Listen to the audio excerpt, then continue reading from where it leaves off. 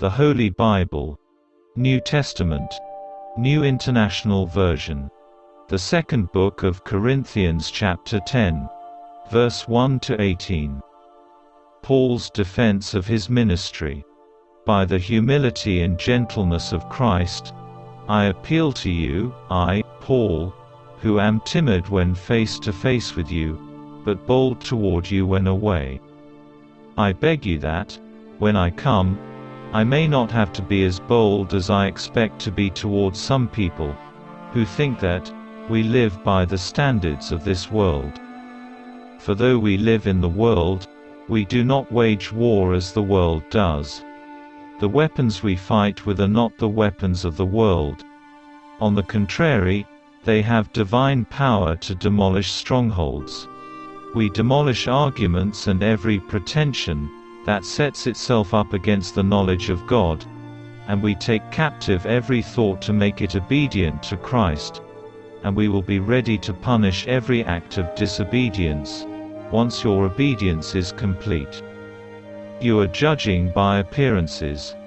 If anyone is confident that they belong to Christ, they should consider again that we belong to Christ just as much as they do.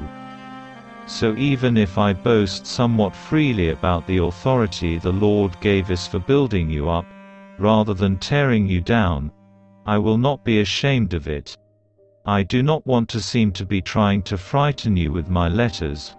For some say, his letters are weighty and forceful, but in person he is unimpressive, and his speaking amounts to nothing.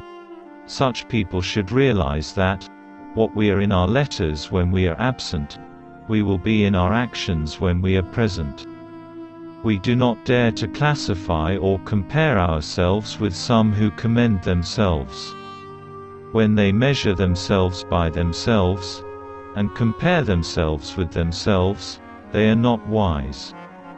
We, however, will not boast beyond proper limits, but will confine our boasting to the sphere of service God Himself has assigned to us, a sphere that also includes you. We are not going too far in our boasting, as would be the case if we had not come to you, for we did get as far as you with the gospel of Christ. Neither do we go beyond our limits by boasting of work done by others.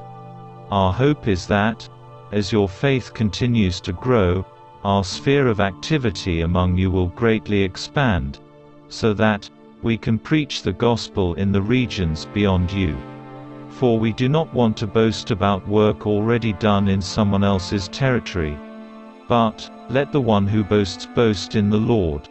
For it is not the one who commends himself who is approved, but the one whom the Lord commends.